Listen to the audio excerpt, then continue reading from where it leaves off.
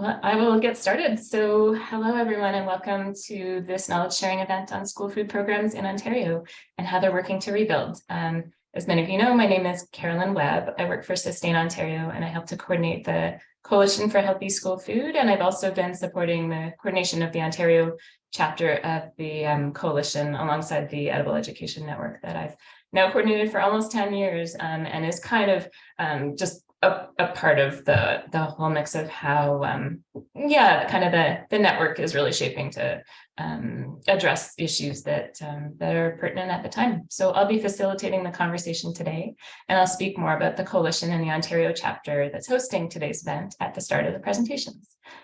So I'm joining you from the traditional and unceded territory of the Algonquin Anishinaabe people. I'll just change my slide. So I live in Ottawa. And today's raining. I'm not sure how it is for the rest of you, but we had hints of snow yesterday, and we'll see what the weather, what happens this week, and if we get more snow or if it continues to rain. So I've shared here a picture of the spruce trees that I can actually see from my windows that glow in the wind. Look a little bit scary in the really blustery times, but really help ground me during the day. And I'll share a big feeling of gratitude to them and the rest of the land I live on for everything it offers to me in my life. So for our meeting, I'll just share a few housekeeping items. Feel free to introduce yourself in the chat box. We'll be recording the presentations and sharing them out afterwards, but none of the breakout groups or report backs will be recorded or shared. Feel free to write any questions you have in the chat box as they come up for folks to answer. And then I will just share a quick agenda with you. So we'll have our welcome, which I'm doing right now. Then I'll share a little bit about the coalition and the Ontario chapter and kind of a national update. I have a lot more slides than I expected, but then I realized, folks are probably quite interested in how consultations are going and what's happening. Then our presenters will share how they've been working to build or rebuild their school food programs, given all the changes over the past several years. We'll then break into short discussion groups for about 20 minutes I wonder if I have this on a timer or something, sorry. For people to share their own experiences, we'll have a short report back and then we'll say our goodbyes. And I'm sorry, my cat is touching a remote keyboard. Just a sec.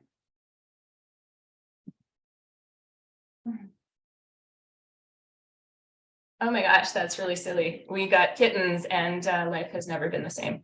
So as a bit of background for this meeting, the Ontario chapter of the coalition has been, sorry, I'm just having that moment of getting back into this. It's made up of more than 50 member organizations as well as endorsers of the national coalition who are based in Ontario. And the chapter has been organizing meetings since the fall of last year to bring members and endorsers together to connect with each other, to learn about each other's work, and to explore opportunities to advance school food policy and programs in Ontario. And members have really asked, for these public meetings so that we can have more broad sharing of stories throughout the province. In terms of what we've been up to, we shared a pre-budget submission in February that was informed by the membership and their interests. The chapter also submitted, right now we're trying to envision how to do a visioning process so that we can kind of bring people together to collectively envision what we want to see for school food programs in the province and how to advocate to the provincial government and perhaps municipal governments so that programs across the province can really thrive. As I said, hoping to make it public, but really the kind of planning stages will start with our members. And for those of you who are members, you'll hear more about that come January, where we'll have our next member meeting. And we do need a bit more funding to make it happen, but we're feeling good about that. And so we'll share more info as it comes along. And we I encourage folks to join as members if you'd like to be a part of those initial planning conversations. And if you're not a member, hopefully we'll be able to share more info as we can develop this. So in terms of the coalition, I'll just share a little bit of information about it. So we're a coalition of 220 plus and growing member organizations across the country. And right now, 110 plus endorsers. Can you still see that sharing? I moved it. Yep, you can still see the slides. Okay. And have active chapters in most provinces and territories right now. The aim of the coalition is to be really connected to programs on the ground and as collaborative as possible. And so we want to build trust among our members, listen to and integrate perspectives into everything that is advocated for. We have monthly steering committee meetings with representatives from each province. We have at least quarterly meetings to engage and hear from members, and webinars to share best practices. And the mandate is to advocate for a universal cost-shared healthy Canada-wide school food program, to work at the provincial and territorial level, and to create a space for sharing of best practices and replication among members. Just at the national level, I mean, I think most folks are probably aware, but just to reiterate, in September 2021, there was a commitment in the Liberal platform for $1 billion over 5 years. Then in December, there was two mandate letters. The commitment was to work with provinces, territories, municipalities, Indigenous partners on a national school food policy and to work towards a program. We saw mention of it in the budget, but no funding. And we've been assured that there is interest for sure among, like with the Prime Minister and finance, but they need to see a plan. And so the ministers responsible right now are launching a consultation that I'll speak to in a moment, or they've been doing some consultation. Also this year, Canada signed the School Meals Declaration of the International School Meals Coalition that, and the declaration says that all countries across the world, all children across the world should receive a meal at school by 2030. And so Canada has signed, so there's some international commitment towards that we can speak to and celebrate. In conversations with Minister Gould, I went to a small meeting in August. Some of the questions, that she shared that they're really looking at, is how should the government move forward with policy and program development? And how can they make sure that the $1 billion over 5 years really reaches children in the best way that it can and has the biggest impact? So the questions we want to see, how do we make sure this money has big impact? And so they have launched stakeholder and public consultations. Some of you may have been attending some of the roundtable consultations. They had limited spaces, of course, and so they know that not everybody will be able to be included, but they've held roundtable conversations, many of them very small, about 20 people, to gather regional perspectives, to talk about connecting schools with local food systems, school community conversations with educators and others directly on the ground, and some other conversations. And we've been pleased to see that the coalition's guiding principles of universal, healthy, really looking at kind of how money can go to support existing programs, and also just regional differences, and reflecting that they need to be flexible. The funding needs to be flexible and locally adapted, and to really support the community context, and a lot of the ways that all the programs that you run have been adapted to specific communities. We've said that federal funding will need to not be a one-size-cookie cutter model, but really reflect the realities of different on-the-ground situations. The federal government, to gather survey feedback from folks who can't be at the roundtables, launched a public survey, and I'll share the link in the chat right after I speak. And the coalition's doing an event on December 12th called Amplifying Our Voices. I'll send more info, but it's just, we aren't going to recommend how you fill out the survey, but more just share some considerations and encourage folks to write a letter if your views haven't been fully reflected, because it's mostly a multiple choice thing, and folks might want to share more perspectives. The coalition also submitted a pre-budget submission so the pre-budget, I guess that was October, asking for the $1 billion over 5 years to enter into immediate discussions with Indigenous leaders to negotiate agreements for permanent, independent, distinctions-based First Nation, Métis, and Inuit school meal programs. And we've asked for this for quite a while, to create a dedicated school food infrastructure fund, which could be administered similar to the local food fund, to support school infrastructure, which we all know is lacking. And we also worked with a policy consultant to develop a pretty detailed briefing note to inform the ministers regarding policy and program development. And I will send that out in our summary event notes so that you can access it. It's about 24 pages and quite detailed in the language that government uses and that they're used to receiving, that they can use for their own purposes. We've also kind of been aware that budget 2023 is our big goal, working towards it in a big way.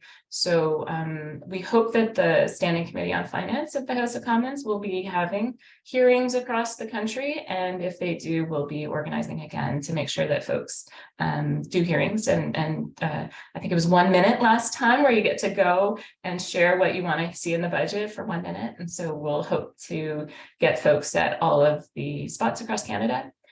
We have been meeting with ministers and staff and have some funding for some public government relations work to make sure that our messages are really heard. And really working towards budget 2023.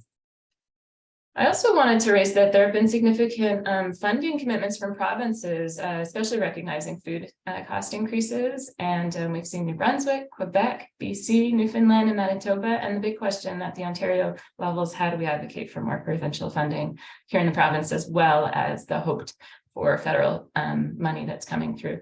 So that'll be a conversation for the new year. And so we welcome new members and endorsers for the chapter, and always just get in touch if you would like more info about anything. Okay, I will stop that. So I'll stop there. I've been talking at you a lot. It's now time for other people to present. And I know that my presentation was both maybe a bit exciting and also a bit daunting. There's a lot happening and a lot for folks to think of. And so now we'll be having our speakers share and come back down to earth a bit more, hear some of the details of how folks are really trying to make things work right now. And then after these presentations, we'll go into breakout and discussion rooms, and you'll be welcome if you have, we aren't going to have questions right now. If you have any questions about things that I've shared, you're welcome to stay in the main room and not go into the discussion rooms to chat with me, and then you can go into the discussion groups. But I will turn it over to our speakers right now to share a little bit about their programs and, as I said, how they're making things work right now. So our first folks are Brenda, Moore, and Andy Mills from the Food Sharing Project.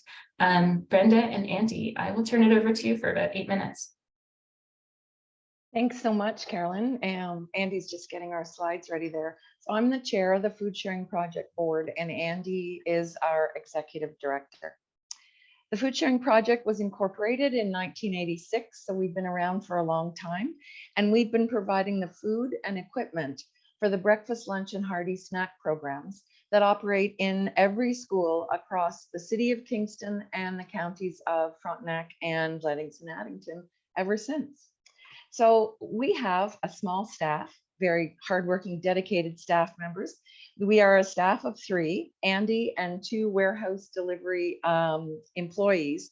And then we have all of our wonderful volunteer school coordinators in schools, teachers and educational assistants who plan, prepare, and serve the nutritious food that we deliver to their school door every week. School coordinators send us their weekly order online. And then on Mondays and Wednesdays, our team of volunteers starts to pack those orders. And we pack 450 of those glorious banana boxes, which are like gold in our world. We actually have, we do staff time to go and pick up those boxes to get them back from schools. That's how important they are to us. And those banana boxes are going to be full of fresh fruit and veggies, bagels, bread, hard-boiled eggs, cheese, cereal, applesauce, muffins, and milk. Lots and lots of milk and other things as well. Then across the rest of the week, our 2 staff deliver those boxes to their schools. The schools determine how the food will be offered to the students and ensuring universal accessibility in their planning. So in 2019, we were delivering $12,000 worth of food to schools every week. Throughout this pandemic, and I'm using current because it's not done. Throughout this pandemic, the relentless need has just kept growing, so that now we are this fall delivering between $22,000 and $25,000 worth of food to schools every week. Our school coordinators call Andy and apologize for increasing their order for next week, but they tell us the kids are so hungry. So we make it happen. When the pandemic closed schools, it made sense for us. It made sense to us that we just needed to deliver the food to kids at home. And I say just, but it was completely new for us. With the support of both local school boards, Andy's incredible route planning skills, and an amazing group of volunteers from Rotary clubs in Kingston, as well as our board members, our families, our friends, we delivered a nutritious box of fresh food to 600 families every 2 weeks. Whenever schools were closed, we swung back into home delivery mode until April of this year, when many families were struggling so much that we partnered with another organization to deliver a weekend food box while still running our school programs Monday to Friday. Creating that home delivery program allowed us to do summer programs, something that we never thought was possible before. And we've been able to do it for at least 3 years. And to fill that gap that we've always struggled with after feeding kids at school all year, it's what we call the COVID silver lining. Andy's going to continue our story from here. Thanks, Brenda, and I hope everyone can see the slides okay. So when schools reopened, a part of our transition during pandemic times was that we also provided single-serve individually packaged food that schools were looking for since they weren't able to prepare food, and that, as you're all quite familiar with, and provided things like bins and coolers and fridges and equipment so that we could help enable them to be able to provide programs in a safer setting.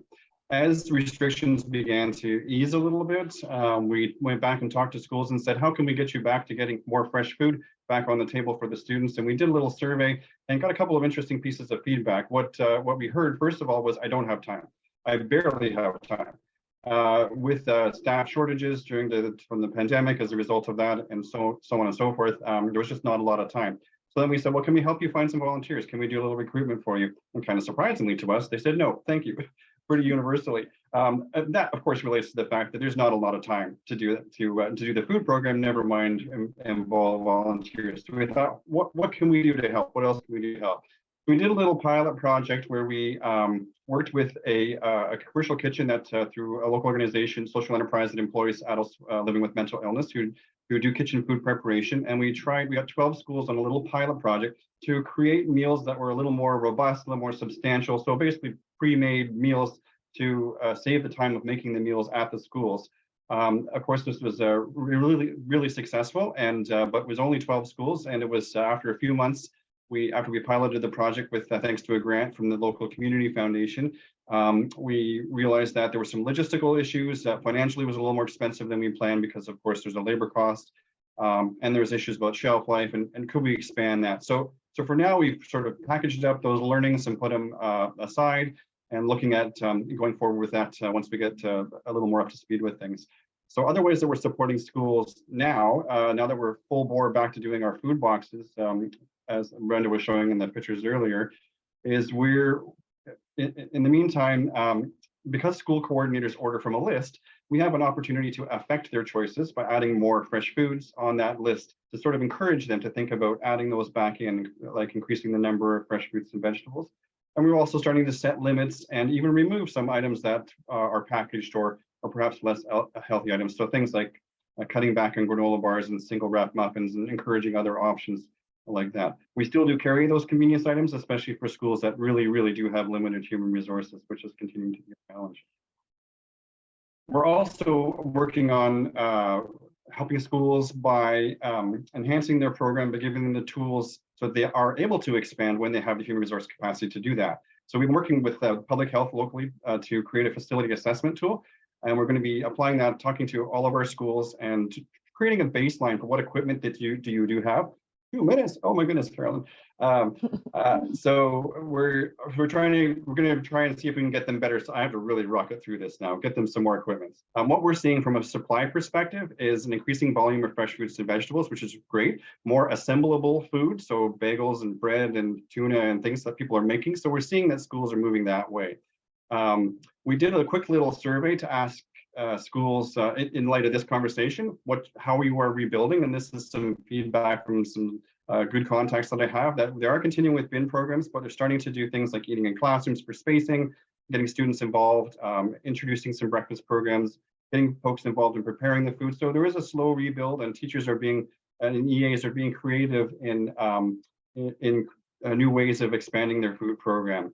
So I guess I'm going through that pretty quick. So our final thoughts are that teachers are being, and EAs and school staff, nutrition coordinator staff are being creative. They are trying to slowly expand their program. We're trying to support that in a number of different ways with facilities and with the food that we can offer. We do continue to hear that time is continuing to be an issue.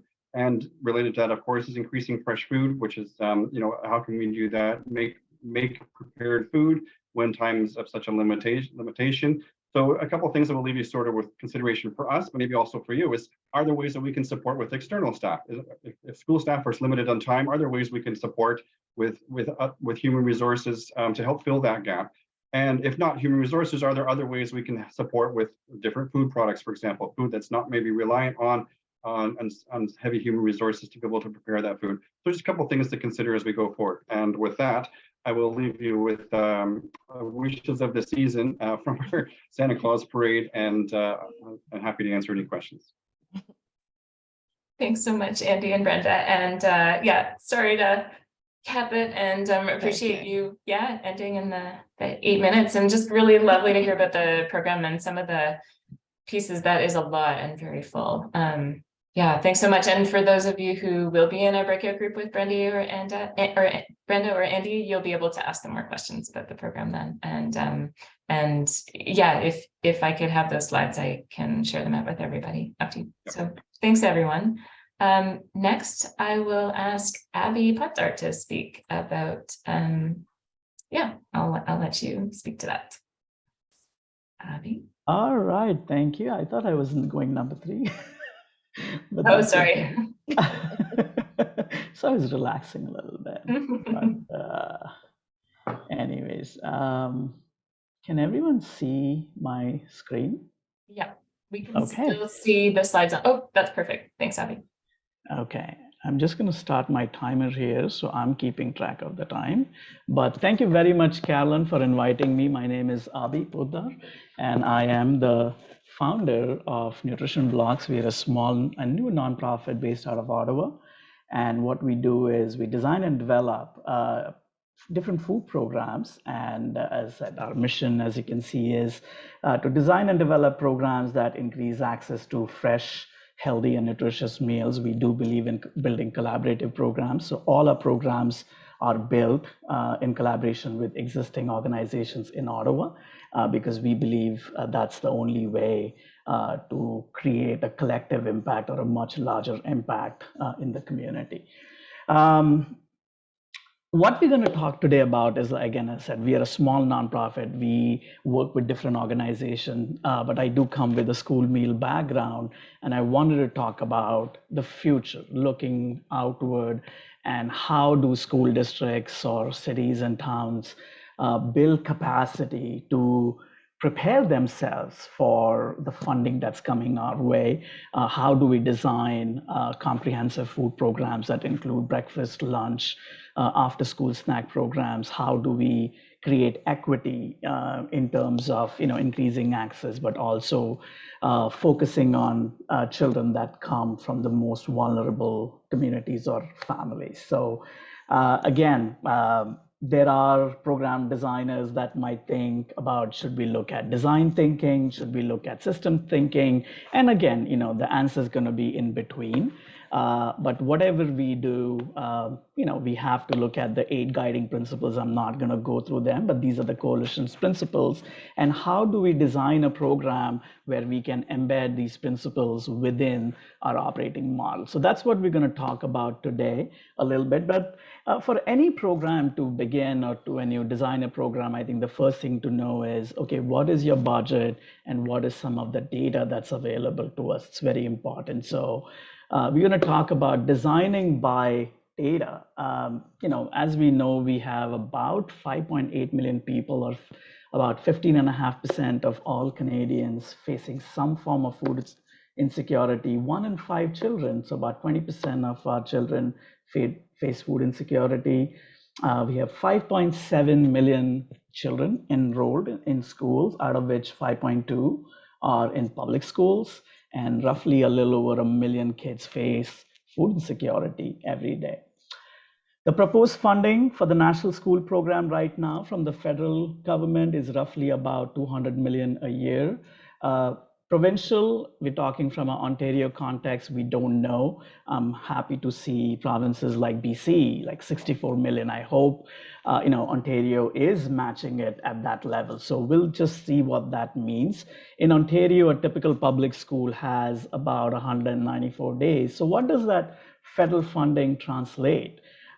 In general, it's $38 per child, or 20 cents a day when you look at the 5.2 million kids that attend public schools. If you focus on the million kids that are facing food insecurity, that's about $192 per child per year, which is roughly about $1 a day to create a food program. So again, just to kind of be cognizant that when you're building a program, those are the kind of numbers that you're looking at as of right now. And so I guess it would be pragmatic to have that blue sky vision, but to kind of say, this is what we have and let's see what we can do. And that's why I believe collaborative programs is the way to go forward, at least for the next 3 to 5 years, unless we see a significant influx of funding into these programs. In terms of nutrition blocks, so today we're going to talk about, again, the framework for capacity building, but looking at a transformative model. Some of the things that we have tried at nutrition blocks over the past 2 years of COVID, we have some funding, or one of our partner agencies had some funding. This is the CSRF funding that they receive, SSRF funding for during COVID. And we worked with an organization who had about $60,000, and we worked with 2 schools in the Vanier area. And the focus was not just feeding the kids, but kind of sending some meals to the entire family. So we looked at a fresh meal program, and we served about 12,000 meals from October 2020 to about June 2021 to 2 schools twice a week. These were fully prepared meals, and that had all 4 components, so protein, carbohydrate, or grain, vegetable, and fruit.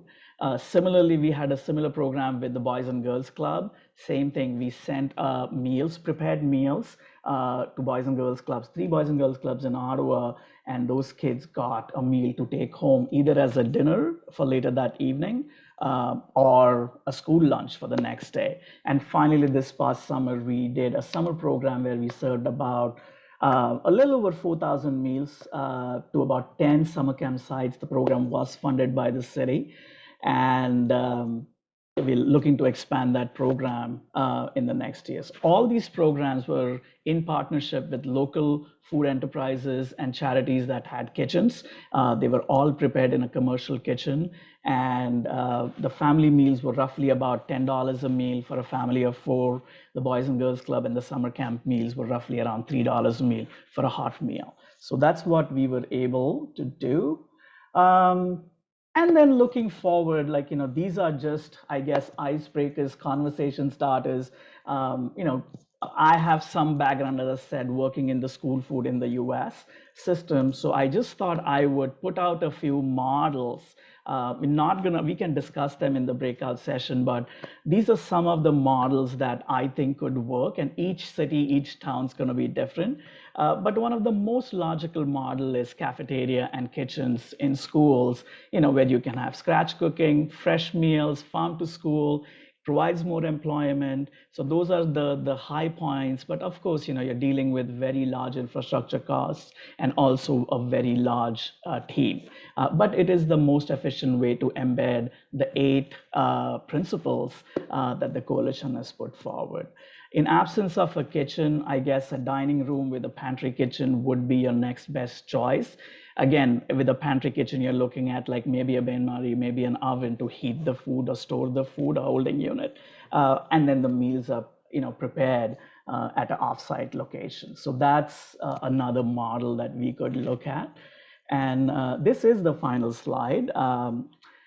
And again, I believe a lot of our school districts, I know Ottawa, for instance, a lot of the high schools have kitchens, but majority of the elementary or intermediate schools do not have a functional commercial kitchen. So in absence of that, I think having a central kitchen in the city that provides or prepares meals in bulk will lower the cost, but again, you're able to keep the fresh meals, farm to school, food transformation, still offer plenty of employment opportunities with, I guess, a lower set of challenges, but you're looking at transportation and logistics, infrastructure, you have to have a building. So those are some of the pros and cons of that model. And finally, a hub and spoke model, where it's a combination of the first 3 models, where you use certain high schools with commercial kitchen capacities as a feeder school for some of the smaller schools, but also have a central kitchen that does bulk of your production.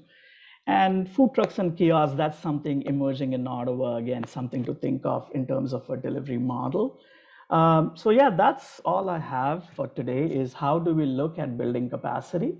Because if we don't do any of this, then you're stuck with corporates selling you food, and you're looking at one of the most expensive programs. The priority is not going to be child nutrition. The priority is going to be corporate profits. So that's the other side of it. Once again, my name is Abhi. That's my email, my cell number, and my LinkedIn, and I'm happy to share the slides so you can connect with me. Thank you very much. Thanks so much, Abhi. And you can share your email in the text in the chat area. Yeah, and thanks a lot. I had asked Abhi if he could share some of the thoughts that he's considering as he thinks through pilots. And thanks for sharing that with everybody. Darlene is next. Darlene, over to you.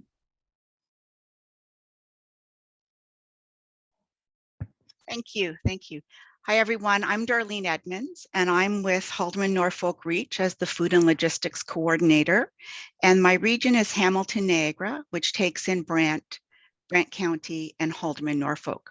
I'm not using any slides today, so you can just sit back and listen if you like. So I'm going to jump right in because 8 minutes goes pretty quick. When I heard the topic, rebuilding school food programs, lots of things came to mind, and I'm sure they did for you as well. But 3 things really jumped out for me, and they're really getting back to the basics. The first one was our universal message for programs. The second was volunteers. And the third is funding/fundraising. Now, each of these 3 topics, we could spend a lot of time on each of these 3. So I'm just going to touch and give a few highlights of each of them.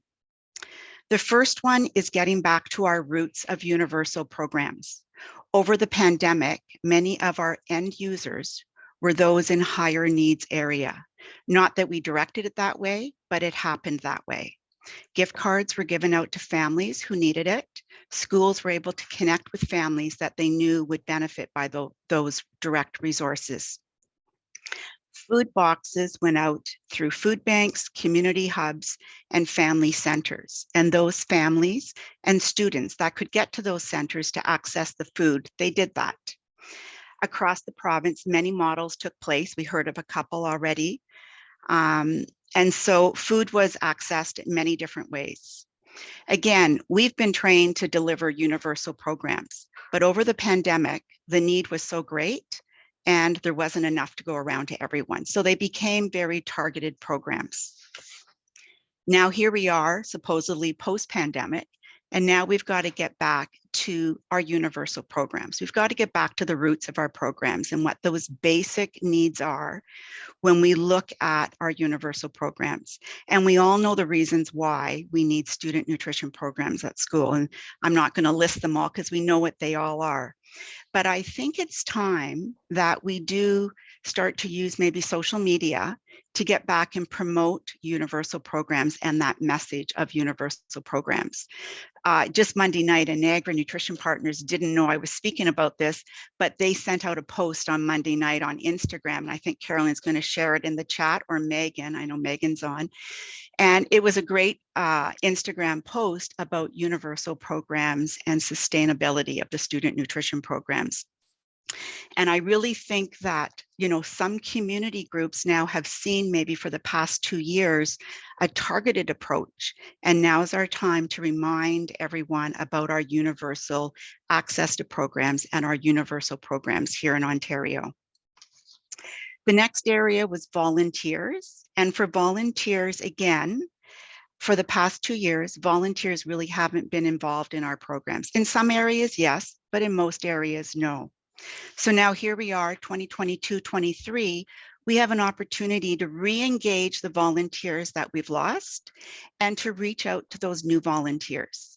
So people have changed over the pandemic. We know people have retired early. They are looking for a work-life balance. They want to give back to their community. People have gone to part-time hours. So there's an opportunity now to re-engage new volunteers. The thing with volunteers is we got to train them, and that takes time. And time is right now very important to everyone, and we don't have enough time, but we need to put time into our volunteers. The SNOW website has great volunteer videos and also some print media stuff for the volunteers. There used to be a saying about volunteers that if you put 10 hours into a volunteer, you would be rewarded by 120 hours of their service. So this 10 hours doesn't need to come from one person. It doesn't need to come from a workshop. It can be actually the interactions that volunteer has within a school. Principals, secretaries, other volunteers, the program coordinators, the CDWs and the CDCs. They can all make a difference in the volunteers' connection to that program. Volunteers may need to feel like they fit. They need to feel that they're contributing to the program. They've got something to offer. They need to feel valued. So these are just some reminders of volunteers. I want to share an example. Just like the pandemic, many of us turned to skip the dishes and Uber Eats. Not that we wanted to, but we did. So some of our nutrition programs have all switched to prepackaged food. As it was mentioned, that food is really expensive. But we had our dairy, we had our protein, our grains, and our fresh fruit and vegetables all prepackaged going to programs. Now it's time to re-educate our taste buds to whole food and fresh food. I have to thank Samantha in Hamilton for that one, but re-educating our taste buds. And if we get volunteers back in our programs, we have that opportunity then to slice and dice and chop and get those whole food items out to our students, which is so important and is such a cost saver. I see some nodding heads. So like this is all basic stuff. We've all done this, but it's a good reminder to go back to the basics. So it leads me into funding and fundraising. So funding and fundraising, I look at it as a team approach. A program can never rely on one source of funding or one funder. We know that because we know they change overnight. Now more than ever, student nutrition programs need to have federal, provincial, municipal, community, partnerships, programs, and families all working towards supporting student nutrition programs. We can never rely on one body to make this happen. We need a village of funders to support student nutrition programs. Fundraising has changed. Look at us now, we're on a Zoom webinar. Fundraising has changed, and so there's Zoom platforms now. Schools have to look at fundraising differently. There's school cash online. I saw a program today that I just entered, $980 they raised from school cash online for their program.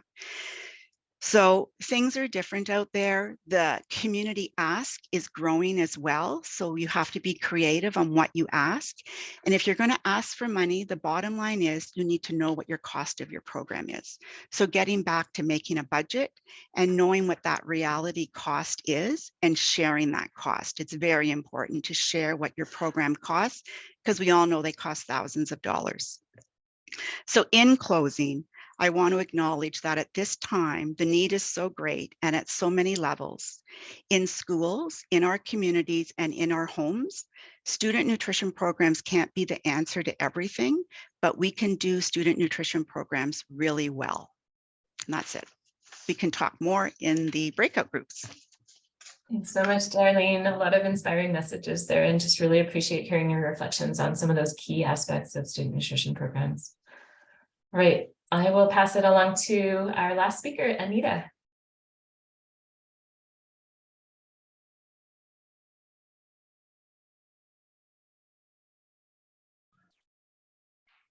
I think you're muted.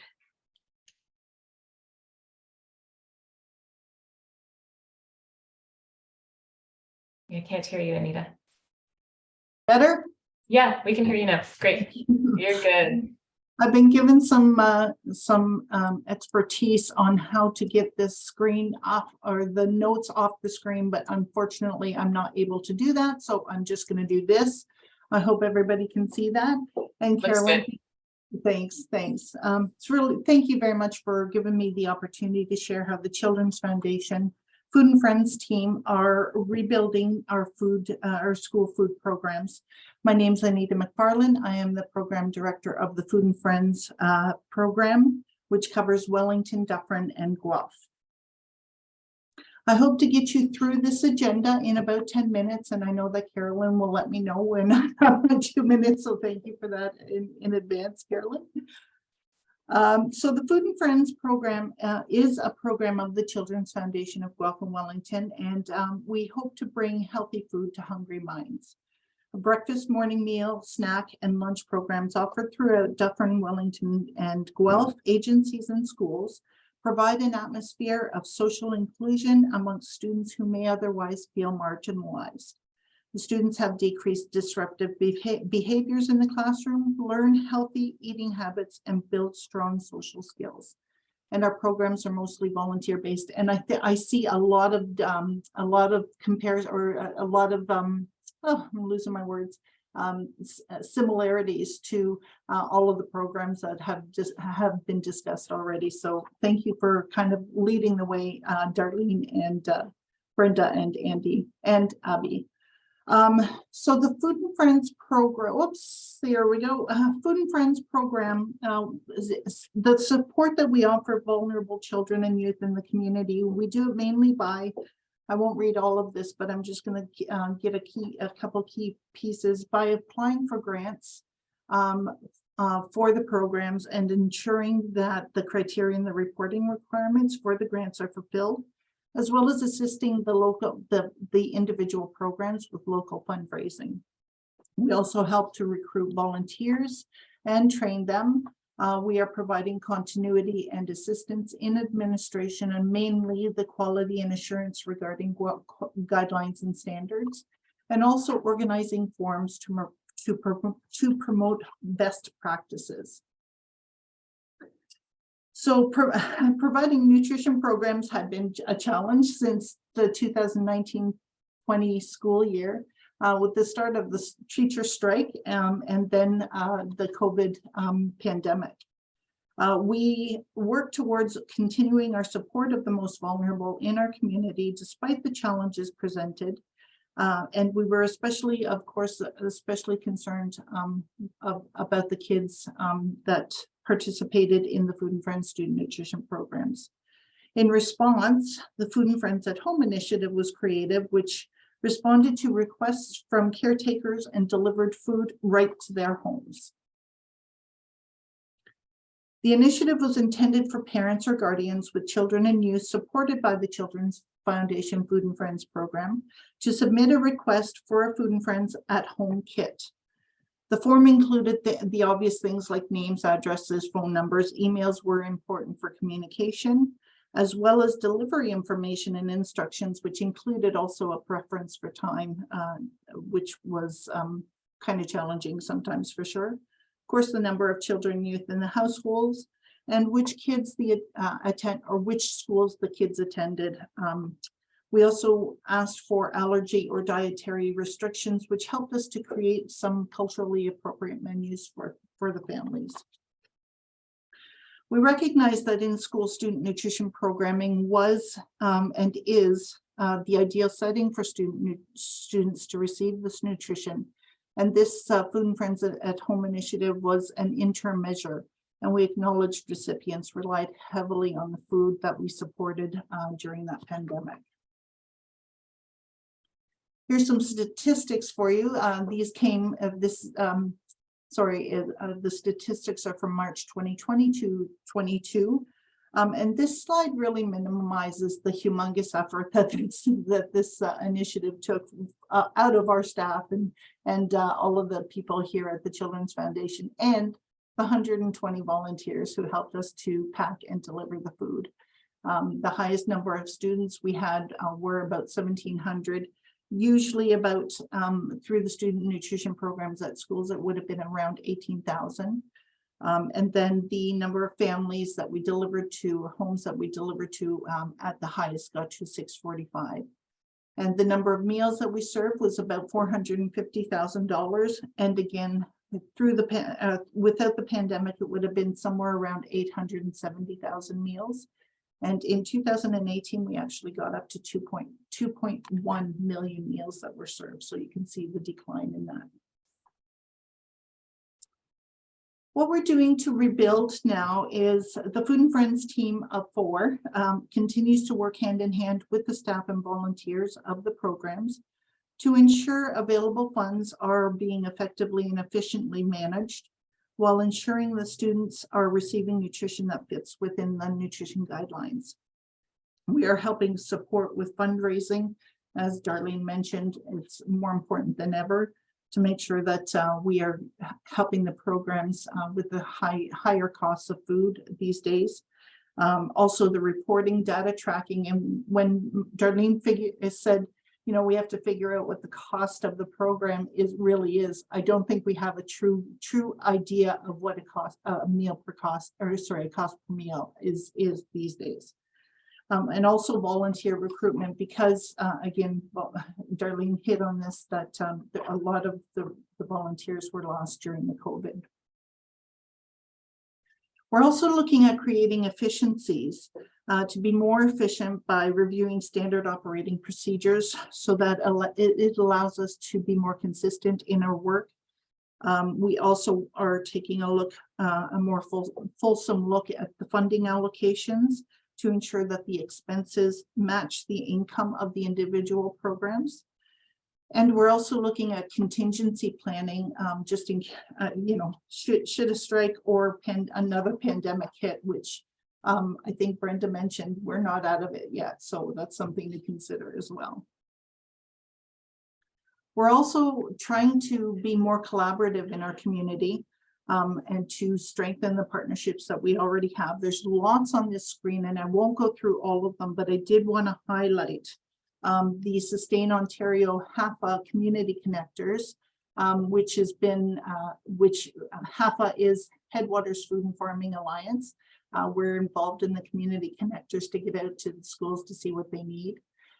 Also, our Food Future is an organization that was born out of a Smart Cities grant for Guelph of $10 million, which was fantastic.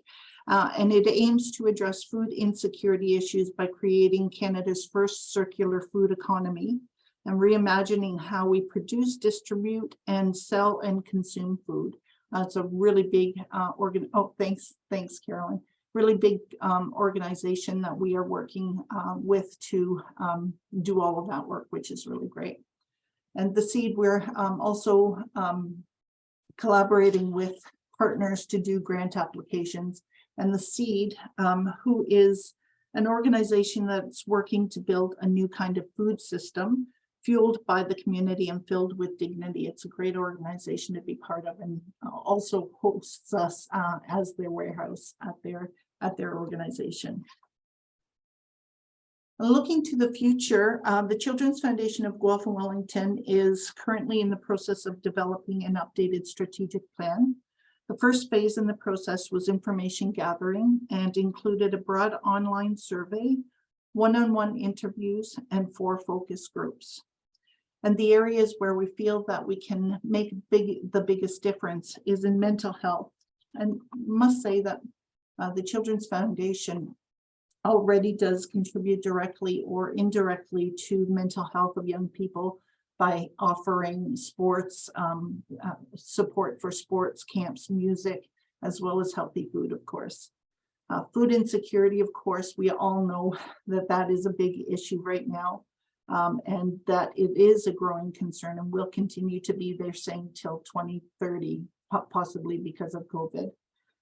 Food security was the service mentioned most by social services and community agencies through the process of the surveys, and the one-on-ones. And then, of course, a holistic whole child approach where Children's Foundation focuses on health and well-being, physical, mental, social, educational, and emotional needs of the children, and by extension, family. A minute left, Anita. Thank you. Thanks. I'm just looking forward to seeing how the federal school food program rolls out, which I will leave it at that. Thank you so much. Thank you. And yeah, thanks so much for sharing your insights. It's neat seeing just a lot of common experiences by the speakers and yeah, common hopes for just where we go.